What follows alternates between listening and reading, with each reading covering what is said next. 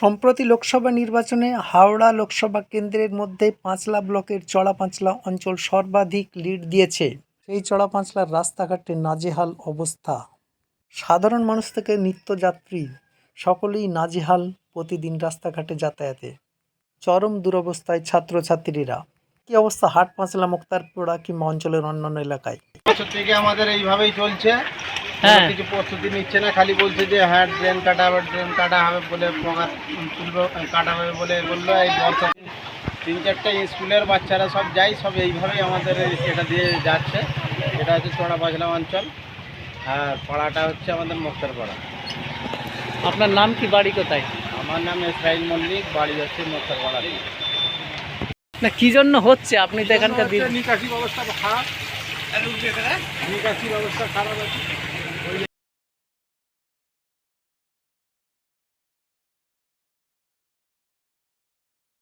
একটু জোরে বলুন।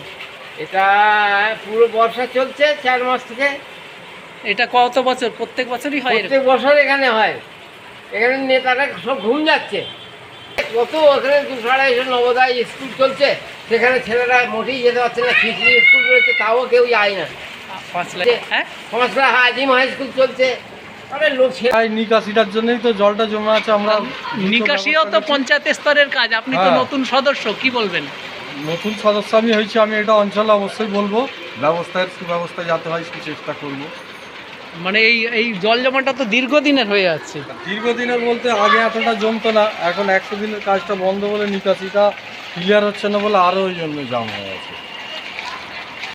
নিকাশিতে এখন 100 দিনের কাজ বন্ধের অভিযোগ উঠলেও নিকাশি ব্যবস্থার গাফিলতি দীর্ঘদিনের, বলা যেতে পারে বেশ কয়েক বছরের। মুক্তারপাড়ার পাশাপাশি চড়াপাঁচলা অঞ্চলের অন্যতম প্রবেশদ্বার হাটপাঁচলা থেকে দীর্ঘ বিস্তীর্ণ এলাকার রাস্তাঘাট দীর্ঘদিন চরম দুরবস্থায়। সাধারণ মানুষের চলাচল দুষ্কর্ম হয়ে দাঁড়িয়েছে। ছাত্রছাত্রীর একই অবস্থা, নাজেহাল। বর্তমান পঞ্চায়েত প্রধানের বাড়ি থেকে মধ্য সমাপাড়া হয়ে পঞ্চায়েতের সামনেও একই অবস্থা। তাই এই দুরবস্থা নিরসনে দ্রুত এগিয়ে আসার জন্য প্রশাসনকে অনুরোধ জানায় স্থানীয় বাসিন্দারা। অন্যদিকে সাধুখা বাড়িদের সামনে থেকে পরিষেবা হয়ে ফাঁড়িদার পাড়া, ইদুপাড়া পর্যন্ত রাস্তার দফা বেশ খানিকটা কয়েলপাড়া তথা চড়াপাঁচলা জলার ধারেও দুরবস্থা, যা হাজার হাজার বাজারমুখী বিদ্যালয়মুখী মানুষের কাছে প্রতিদিনের জীবন যন্ত্রণা হয়ে দাঁড়িয়েছে। প্রান্তিক বার্তায় তুলে ধরা হলো প্রান্তিক মানুষের নিত্য সমস্যা।